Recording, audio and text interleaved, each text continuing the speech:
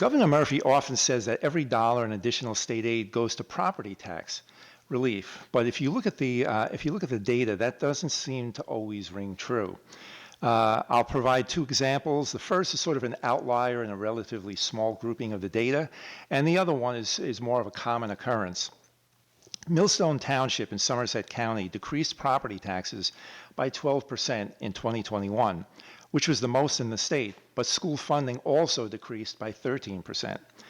On the other hand, we have Edgewater in Bergen County, which increased property taxes by 16.5%, which was the most in the state last year, while school funding increased by 24%.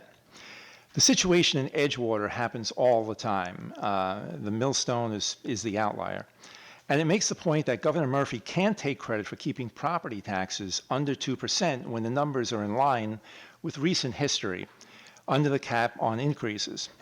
So school funding, we know, is the main driver of property taxes. They account for about 53% of the average bill statewide and 60% of the average bill in my county of Monmouth.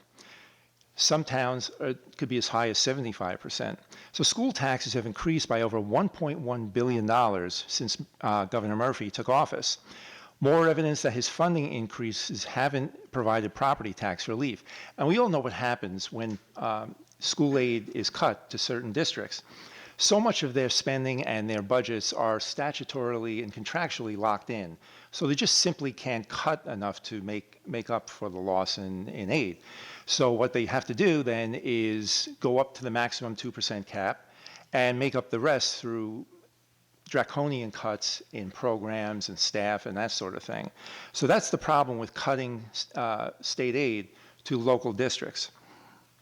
The school districts I represent are losing $7.4 million this year and have lost $19.3 million under S2. While districts that receive more funding usually don't cut property taxes because they need to keep up with fixed costs, school districts that lose state funding are being led to cut programs and services and lay off teachers and other staff because they have to stay under the cap. Yet spending will have increased by $14.2 billion under Governor Murphy with his proposed budget. If school funding and property tax relief is a priority, by Governor Murphy's false narrative, schools should have been fully funded immediately without any cuts being necessary. With spending increasing by $14.2 billion under Governor Murphy since he took office, fully funding schools should have been easy if spending weren't directed elsewhere. Would you agree with that? I'm unable to comment on that as I don't have expertise as it relates to the property tax statement that you gave, so I cannot. No, I guess let me put it another way. If you had the funds available to you through allotment in the budget, schools would have been able to have been fully funded. Would you agree with that?